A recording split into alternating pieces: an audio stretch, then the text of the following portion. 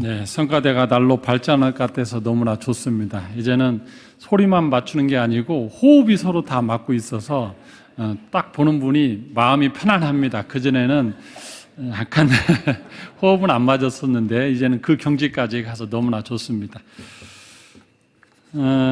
내일 이제 크리스마스 설교를 하려고 했는데 아이들이 내일은 많이 오거든요. 천마센터에서 아이들도 오고 또 노동자들도 오고 또 춘천에서 유학생도 오고 해서 내일은 최대한 또 그들이 와서 특송하고 우리 성가대는 칸타타를 또 20분 하고 해서 내일은 설교를 아주 쉽게 하고 아주 짧게 해야 돼서 오늘 크리스마스 설교를 다 하려고 했습니다. 근데 오늘 아이들이 많이 와버렸어요. 이렇게 작전이 지금 될지 모르겠는데 최대한 쉽게 하는 수밖에 없을 것 같습니다. 이사야 선지자는 참 대단한 선지자입니다. 그가 예언한 걸 보면 보통의 선지자는 한 나라를 위해서 이렇게 아주 지역적으로 예언을 했어요. 근데 이사야 선지자는 예언하되 그 주변의 모든 나라들을 다 예언을 했어요. 또 하나는 이사야 선지자가 예언한 걸 보면 예수님이 어떻게 태어나고 어떤 신분으로 오고 그 다음에 또 어떻게 사역을 하시고 어떻게 죽으실지를 아주 정확하게 정말 어떻게 700년 전에 이렇게 정확히 기록했나 할 정도로 정말 자세히 기록했습니다.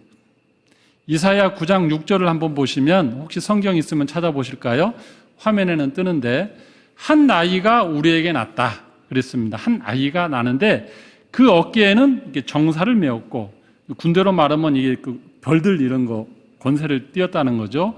그의 이름은 기묘라 모사라 전능하신 하나님이라 영존하신 아버지라 평강의 왕이라. 예수님이 어떤 분인지 아주 정확하게 700년 전에 기록했고 그 메시아가 올 때는 아담처럼 청년의 몸으로 오는 것이 아니고 아기 예수로 온다는 걸 정확하게 기록했어요. 자, 그러면 우리가 생각할 때 아기 예수가 오고 그의 권세가 있고 영존하시는 하나님이고 전능한 하나님이라면 최소한 신분이 어느 정도로 오겠습니까? 왕의 가문에서 아주 궁궐에서 좋은 황금 침대에서 비단포로 쌓여가지고 시녀들의 어떤 시중을 받으면서 또 주변의 고관 백작들이 만세 우리 새손 태어났네 뭐 이런 그런 그림이 그려져야 되지 않습니까? 근데 예수님이 태어났는데 너무너무 초라하게 태어났어요.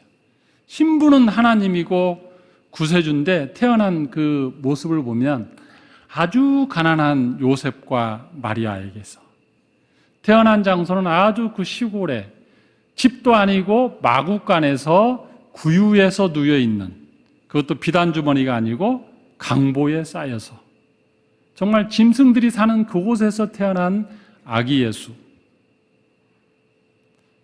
우리는 이걸 보면서 예수님이 왜 그 존귀하신 분이 궁궐에서 왕으로 대접받으며 태어나지 않고 이 말구유에서 정말 어떻게 보면 말구유가 먼 곳이 먹이통이잖아요. 여물통, 옛날 말로 하면 여물통. 그곳에서 짐승의 먹이들이나 있는 곳에 예수님이 누워 있다. 도대체 왜 그랬는가?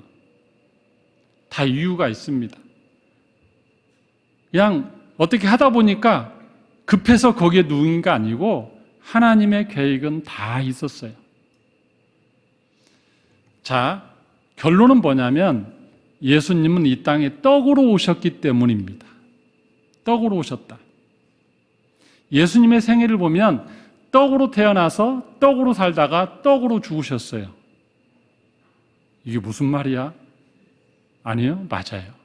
이 땅에 생명의 떡으로 오셨고 그 다음에 예수님은 내가 생명의 떡이라고 계속 가르치셨고 그 다음에 마지막에 자기의 생명의 떡을 십자가에서 나누어 주시고 가셨어요. 이것은 구약의 선악과하고 아주 대비됩니다. 선악과에 대한 건 내일 다시 결론을 말씀드리겠지만 이 예수님의 떡 되신 예수님에 대해서 오늘 한번 말씀을 드리려고 합니다. 첫 번째는 떡으로 태어나신 아기 예수.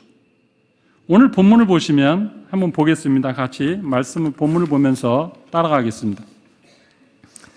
때는 언제냐면 가이사 아구수도가 영을 내려 천하로 다 호적하라 하였으니, 가이사라는 말은 시저라는 말의 다른 뜻입니다. 우리가 역사 공부하면은 줄리어스 시저, 브루투스 너마저 그 사건 있잖아요. 이 가이사가 시저의 다른 말이에요. 그래서 가이사 아구스토는 누구냐면, 아구스토는 아우구스투스, 지금으로 말하면 영광스러운 황제, 존귀하신 황제. 우리나라의 왕 중에 최고 왕을 누구로 칩니까? 세종대왕 하듯이 로마의 그 옆에 있는 원로원이나 대신들이 당신은 황제인데 보통 황제가 아니고 신과 같던 황제고 황제 중에 황제다 해서 아우구스투스라는 존귀한 이름을 줬어요. 그 사람이 누군지 아십니까? 전혀 기억 안 나시죠? 제가 설교를 다 했었어요. 누구냐면 옥타비아누스. 기억나세요? 옥타비아누스가 누구냐면, 여러분 줄리어스 시저가 죽은 이후에 양자를 옥타비아누스를 지명을 했어요. 그때 당시에 가장 큰 힘을 가졌던 자는 안토니우스 장군입니다. 최고의 군단장, 장군. 옥타비아누스는 거기에 비하면 아주 약한 존재였지만 그가 양자로 지명을 받는 순간 아주 힘이 몰리기 시작하죠. 그럴 때 안토니우스가 그에게 권력을 함부로 주지 않습니다. 어디 오고 연합하냐면 그 유명한 클레오파트라하고 결혼하면서 둘이 연합함대를 구성해요. 그래서 결국에는 옥타비아누스하고 싸워서 누가 이겼습니까? 이 옥타비아누스가 이겼어요. 그래서 최고의 권력을 갖고 심지어는 원로원의 존경을 받아요. 그가 원로원을 무시하지 않아요. 그 전에 황제들은 원로원을 무시해가지고 갈등이 많았었거든요. 근데 이 옥타비아누스는 원로원들하고 관계가 굉장히 좋아요. 군권도 장악하고 원로원도 장악하고 황제로서 정치도 잘했어요. 그래서 옥타비아누스는 아우구스투스라는 그 별칭을 받습니다. 그때예요, 그때. 그러니까 로마를 칭할 때 팍스 로마나 하면 언제를 치냐면 옥타비아누스 때를 칭하는 거예요. 최고의 권력을 있었고, 그때 당시에는 주변에서 감히 로마를 상대로 해서 전쟁을 일으키지 못했어요. 평화의 시대였어요. 로마는 맨날 전쟁했어요. 근데 이 옥타비아누스 때는 아주 작은 전쟁은 있었지만 큰 전쟁은 없었습니다. 아주 강한 힘이 있었고, 바로 그때입니다. 그때에 여기 보면 호적하라고 명령을 내리죠. 우리나라도 보면은 옛날에 지금도 그러죠. 5년마다 10년마다 인구 센서스 조사를 했어요. 주민등록지에 가가지고 통장이 문 두드려서 이렇게 막 체크하고 갔잖아요. 이 집은 내가 몇 있고 다 조사했잖아요. 이게 호적령을 내린 거예요. 로마 황제는 14년마다 한 번씩 호적을 내립니다. 그래서 로마가 통치하는 모든 식민지의 백성들은 자기의 본적지에 가가지고 호적을 다시 기재를 해야 돼요. 그러면 관리들이 그걸 다 모아가지고 총독에게 보고하고 총독은 다시 황제에게 보고해서 본인이 다스리는 이 로마 영토에 도대체 몇 명의 사람이 사는지 그걸 파악을 해요. 그 일을 실제로 감당한 사람이 누구냐면 구레뇨의 수리아 총독. 그러니까 이 유다 땅은 시리아의 부속 영토입니다. 지금은 시리아가 작지만 그때는 시리아에 로마의 군단이 사단이 머물렀던 곳이고, 옛날에 보면 설명을 어떻게 드리냐면 옛날 제주도는 관찰사가 별도로 가지 않았어요. 전라도 관찰사가 제주도까지 통합해서 이렇게 부속으로 다스리듯이 시리아의 군단에 있는 사단의 군대가 여기를 파견 가서 유다도 조금 가서 하고, 시리아의 총독이 여기도 다스리는 거예요. 그래서 로마가 황제가 호정령을 내리면 시행은 누가 합니까? 그 각 지역의 총독들이 그 일을 진행하는 겁니다. 드디어 이제 수리아가 이것을 하도록 지시를 했어요. 자, 그렇게 해서 이제 내렸는데 어떤 일이 벌어지냐면, 이것을 한 목적은 뭐겠어요? 로마 황제가 도대체 왜 갑자기 지금처럼 전산으로 하는 것도 아니고요. 그 많은 사람들을 한번 이동한다고 보십시오. 모든 남자들이 본적지로 다 가야 돼. 여기서 보면 갈릴리에서 살던 그 요셉이 자기 그 조상인 다윗의 가문이잖아요. 베들레헴에서 다윗이 살았어요. 거기까지 가야 됩니다. 가려면 무려 한 4일 내지 5일을 걸어가야 돼요. 갈릴리에서 예루살렘까지 120km, 예루살렘에서 베들레헴까지 13km, 직선거리 그것도. 그러면 142km 걸어가면 한 4일 내지 5일. 근데 지금 요셉하고 마리아만 걸어갑니까? 호정령이 내려갖고 전국에 있는 남자들이 다 이동을 시작하는 거예요. 자기 본적지로 올라가는 사람, 내려가는 사람, 저리 가는 사람, 배 타고 가는 사람 막 지금의 추석에 뭐 귀성행렬 뭐 이건 비할 바가 아니죠. 엄청난 트래픽이 걸리고 여관이란 여관, 방이란 방은 다 지나가는 사람들이 다 잠을 자야 돼요. 도로란 도로는 다 그때는 낙타를 빌리려면 얼마나 돈이 비싸겠어요. 그 난리 북새통에 지금 요셉도 임신한 자기 아내를 데리고 베들레헴으로 가는 겁니다. 장면이 그려지시죠? 우리는 이 본문을 볼 때마다 사방이 조용한데 마리아하고 요셉만 낙타 타고 외롭게 길을 걸어가는 것으로 지금까지 상상했었죠? 엽서에 그렇게 그려져 있잖아요, 다. 근데 그렇지 않았다는 거예요. 온 길마다 사람들이 다 나와서 막 올라가고 내려가고 여관마다 날리고 그래서 여관방에 방이 없었던 거예요. 그날은 또 방값은 또 얼마나 올라갔겠어요. 제가 주인이라도 대목이잖아요. 이런 때 대목 잡아야지. 14년 만에 온 건데 가격을 이만큼 올려놔요. 돈 있는 사람이나 방에 들어가서 자지. 아마 모르긴 해도 요셉도 돈을 좀 넉넉히 했을 거예요. 왜냐하면 자기 아내가 지금 임신 만삭이잖아요. 그러니까 있는 돈 없는 돈 빌리고 해서 충분히 가져갔음에도 불구하고 방이 없을 정도로 방값도 비싸고 방이 부족한 거죠. 자, 그래서 내려갔습니다. 그곳이 어디라고요? 베들레헴. 오늘 본면은 어디까지 갔냐? 유대를 향하여 베들레헴이라 하는 다윗의 동네로 갔습니다. 이 베들레헴이라는 이름의 뜻이 벳 플러스 레헴입니다. 벳 플러스 레헴. 합성어예요. 벳은 집, 레헴은 빵.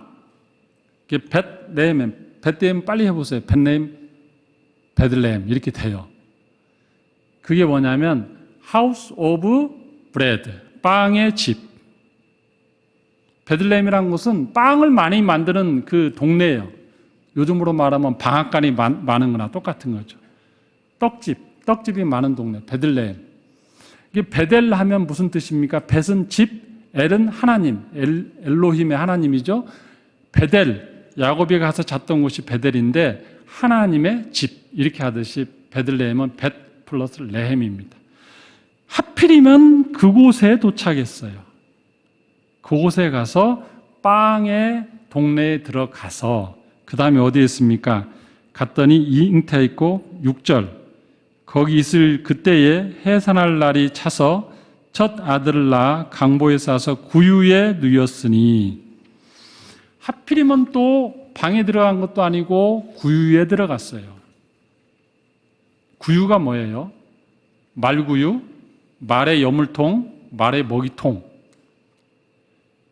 말의 먹이통 위에 있다는 것은 말의 먹이가 놓인 자리에 있다는 거예요. 말로 말하면 말에 빵이 있어야 할 자리에 예수님이 있는 거예요. 절묘하지 않습니까? 제가 이걸 발견하고 무릎을 탁 쳤는데 말에 빵이 있는 곳에 예수님이 빵으로 누워 있는 거예요. 빵의 동네에 가서 말에 빵이 있는 곳에 예수님이 누워 있다. 예수님은 빵으로 태어난 거예요. 생명의 빵. 우연인 것 같지만 우연이 아닙니다. 이렇게 가신 예수님이 뭐라고 하시냐면, 자, 요한복음 6장 48절 보겠습니다. 예수님이 자기를 뭐라고 소개하는지. 요한복음 6장 48절. 시작. 내가 곧 생명의 떡이니라. 예수님이 자기를 뭐라고 소개합니까? 나는 생명의 떡이다. 이 땅에 올 때도 생명의 떡으로 왔고, 그래서 베들레헴에 태어났고 말구유에 누였고, 그 다음에 빵에 대해서 설명하다가 빵으로 죽으신 분, 그분이 예수님이에요. 자, 그래서 어제는 제가 그 인터넷으로 한번 찾아봤어요. 말 구유에 누워 있으면 뭘까? 말은 뭘 먹나 하고 찾아봤어요. 여러분 설교 준비하다 보면 별걸 다 준비해야 됩니다. 봤더니 이런 표현이 있어요. 말 구유 쳤더니 말 여물통, 말 먹이통 치더니 그 옆에 뭐라고 하냐. 말이 먹이를 먹지 않을 때 하는 방법. 말 키우는 분이 올려놨는데 한번 읽어드릴게요. 그게 예수님하고 이게 비유가 돼서 설명하는 겁니다. 자, 말이 잘 먹지 않을 때 좋지. 신선한 화분과 건초를 마음껏 먹을 수 있게 항상 준비하세요. 예수님이 아까 찬송 부를 때 건초 돔이 위에 있었다겠죠. 그리고 하루에 한 번 전날 건초를 치워주고 새로운 건초로 바꿔주세요. 알팔파를 잘 먹지 않는다면 클로버나 청새귤이나 보리 같은 것을 주세요. 그래도 잘 먹지 않을 때는 약간의 식초를 곡물에 뿌려주는 것도 식욕을 자극할 수 있습니다. 이게 뭡니까? 말 구유를 쳤는데 말 먹이가 나오는 거예요. 말의 먹이가 놓여야 될 그곳에 마치 건초처럼 보리처럼 귀리처럼 알파파처럼 누워있는 아기 예수. 예수님이 이 땅에 오실 때 먹이로 오신 거예요. 먹이. 사람의 떡으로 오시고 외국어로 말하면 빵으로 오신 예수님. 이해되죠? 그러면 예수님이 이제 떡으로 오셨는데 어떻게 사는가? 떡으로 사셔요. 떡으로 사셨다. 요한복음 6장을 한번 보겠습니다. 요한복음 6장. 펴보시기 바랍니다. 요한복음 6장 보면 어떤 사건이 있는가 보십시오. 그 유명한 오병이의 기적이 있습니다. 6장 7절부터 쭉 보면은 자 읽지는 않을게요. 설명을 하겠습니다. 5,000명 이상이 모였는데 식사 때가 됐는데 사람들이 집에를 안 가네. 다 굶고 있는 걸 보고 예수님이 저들을 먹이고 싶은 겁니다. 근데 단순히 음식을 먹이는 것만 목적이 있지 않았어요. 예수님은 지금 가르치고 싶었어요. 이 먹이는 걸 통해서. 그래서 그 아이가 가져온 도시락 하나, 오병이어, 떡 5개, 물고기 2마리 있는 것을 보고 거기서 축사하시자 무슨 일이 벌어졌습니까? 이 떡이 이 질량 보존의 법칙을 어기고 이 떡이 계속 번식하는 거예요. 그래서 그 떡을 다 먹였는데 광주리로 또 거둘 정도로 많이 먹였습니다. 먹이고 나서 그냥 배고픈 백성을 먹였다는 것으로 끝난 게 아니에요. 예수님의 목적은 그게 아니었기 때문에. 그리고 뭘 하시냐면 내가 생명의 떡이라는 것으로 지금 연결시키려고 하는 겁니다. 너희가 이 떡을 먹어도 죽는다. 죽는다는 얘기를 떡 먹어야 또 죽는다. 나는 생명의 떡인데 나를 먹어야 영원히 산다. 그러니까 그 백성들이 모세도 옛날에 구약시대에 광야에서 만나를 줘서 우리에게 떡을 먹게 했는데요. 그 말을 해요. 그러니까 예수님 뭐라고 하냐면 모세가 준 게 아니고 하늘의 하나님이 너희에게 준 거다. 지금 너희들이 착각하는 건 뭐냐면 내가 지금 오병의 기적을 베풀어서 너에게 빵을 줬는데 땅에서 난 것으로 생각하지 마라. 너희는 이 떡이 지금 땅에서 난 것으로 생각한다. 만나도 모세가 땅에서 난 것으로 준 것으로 생각한다. 그렇지 않다. 만나도 하나님이 하늘에서 주셨고 나를 하나님이 생명의 떡으로 보내셨다. 그 말을 하고 싶은 거예요. 생명의 떡. 오늘 본문을 보면 이제 읽으면서 설명하겠습니다. 47절. 진실로 진실로 너희에게 이르노니 믿는 자는 영생을 가졌나니 이건 내일 설명하겠습니다. 내가 곧 생명의 떡이니라. 자기 자신을 가르치기 위해서 지금 오병이의 기적을 베푼 거예요. 너희 조상들은 광야에서 만나를 먹었어도 죽었거니와 이는 하늘에서 내려오는 떡이니 사람으로 하여금 먹고 죽지 아니하게 하는 것이니라. 나는 하늘에서 내려온 살아있는 떡이니 이 사람이 이 떡을 먹으면 영생하리라. 내가 줄 떡은 곧 세상의 생명을 위한 내 살이니라. 예수님이 떡에 대해서 말하다 갑자기 자기 살에 대해서 말하기 시작해요. 한 단계 또 점프하죠. 구약의 만나에서 오병이에서 먹었던 떡에서 그 다음에 자기 살로 가요. 살을 떡으로 비교합니다. 그 다음에 급기야는 어디로 갑니까? 마태복음 26장 가겠습니다. 마태복음 26장 26절. 마태복음 26장 26절. 같이 한번 읽겠습니다. 화면에도 나옵니다. 마태복음 26장 26절 시작. 그들이 먹을 때에 예수께서 떡을 가지사 축복하시고 떼어 제자들에게 주시며 이르시되 받아 먹으라 이것은 내 몸이니라 하시니고. 예수님이 아까 분명히 떡을 내 살이라고 했죠. 그 다음에 십자가에 달리기 마지막 날에 마무리를 뭘로 합니까? 자기 몸을 대신 지금 띄어서 줄 수는 없잖아요. 그러니까 떡을 떼어서 주면서 이 떡이 내 몸이나 똑같다, 내 살을 띄어주는 것이다 하고 성찬식을 제정해요. 그리고 그 실체를 내일 십자가에서 너희는 볼 것이다.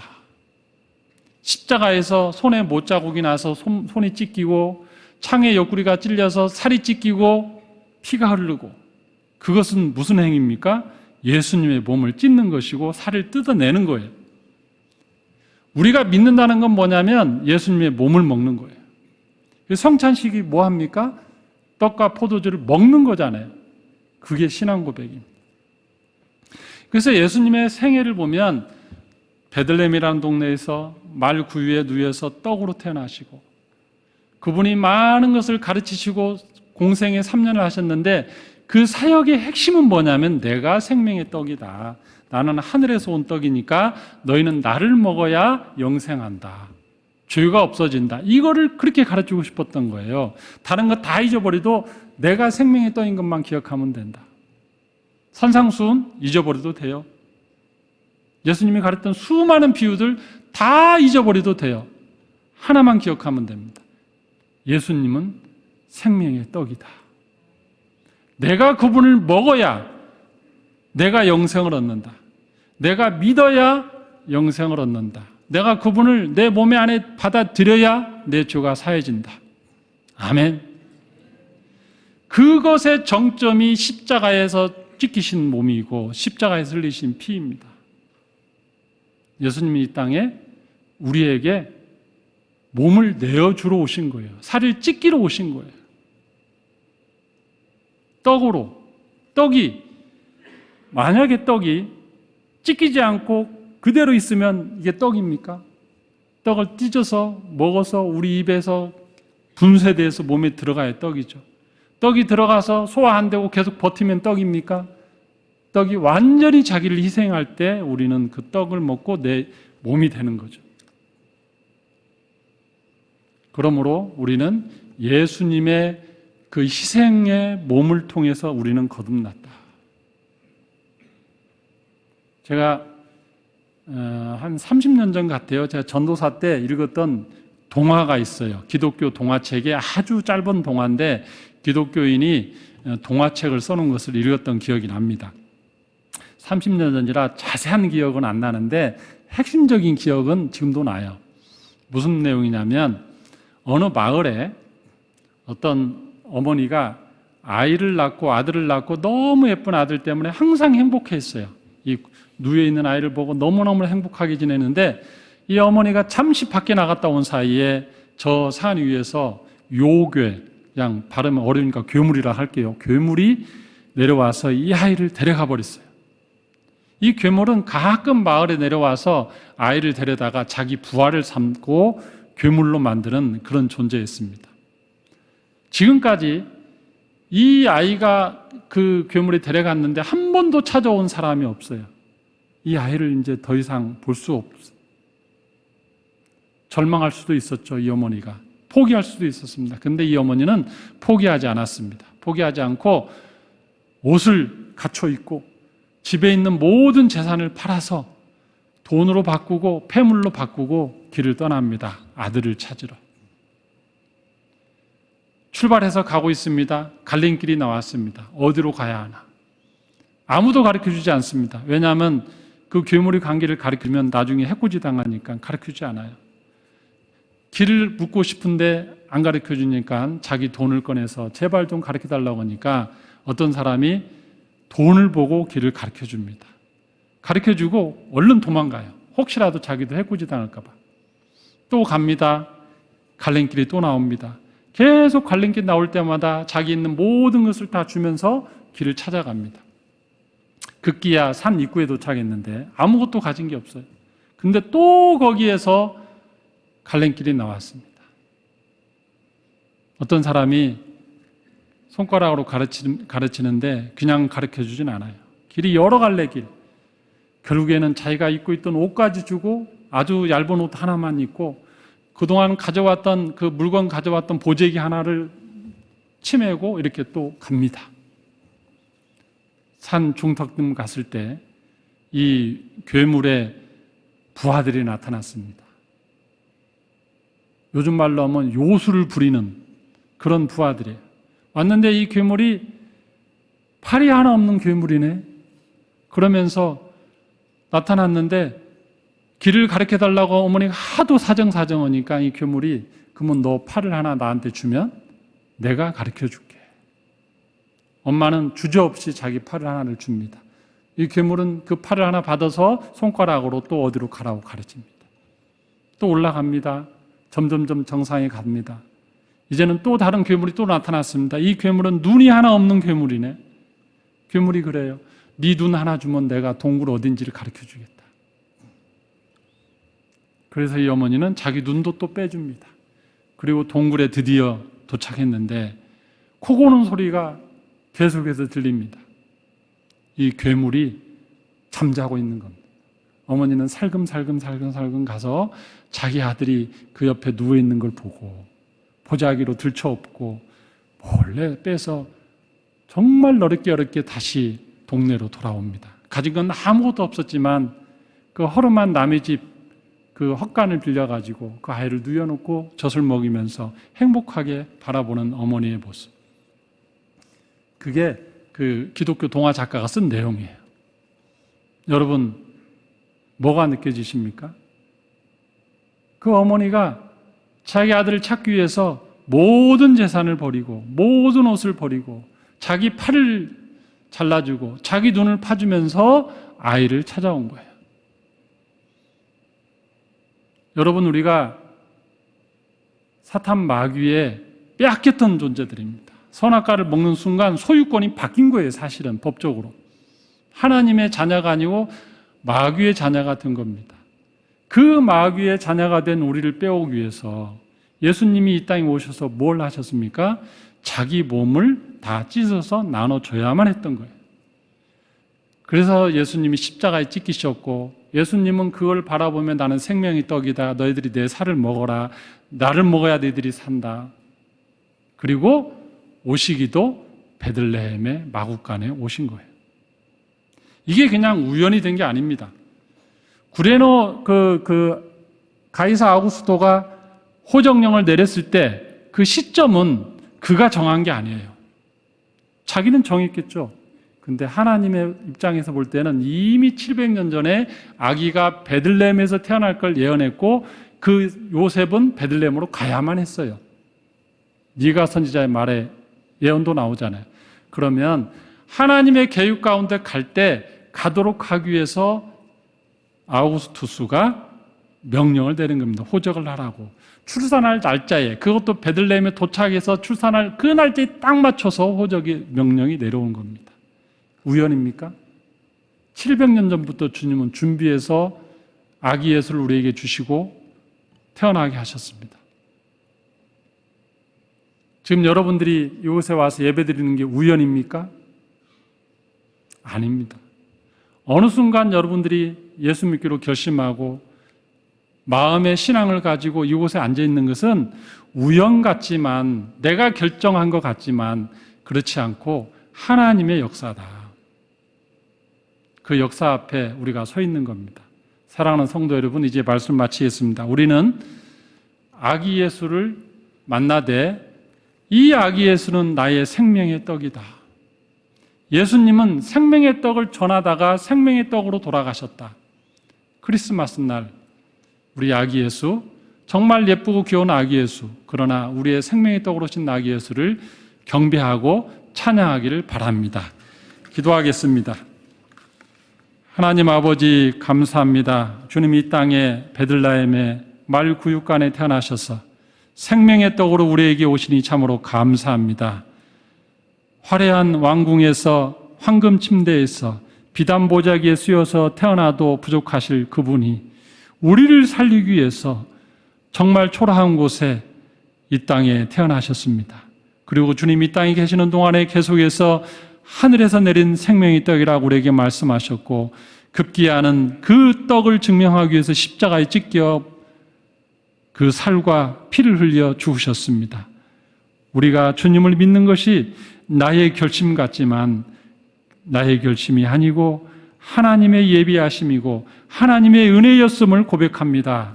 세상 사람들은 예수 그리스도가 생명의 떡인 것을 모르고 세상에서 저렇게 살아가고 있습니다. 그러나 하나님 우리를 불러주셔서 목동들이 베들레헴의 마국간에 가서 아기 예수를 만난 것처럼 세상 사람들과는 다르게 교회에 와서 아기 예수를 경배하는 존재로 삼아주시니 참으로 감사합니다. 이 믿음 변치 않게 하여 주시고 영생을 소유한 자로서 하나님을 찬양하며 살아가는 저희들 되게 하여 주시옵소서. 성탄의 즐거움을 온전히 우리 안에 누리며 영생의 기쁨과 하나님의 자녀의 기쁨이 충만한 그런 성탄이 되게 하여 주시옵소서. 감사하며 예수님의 이름으로 기도합나이다. 아멘. 찬송가 108장 찬송하겠습니다.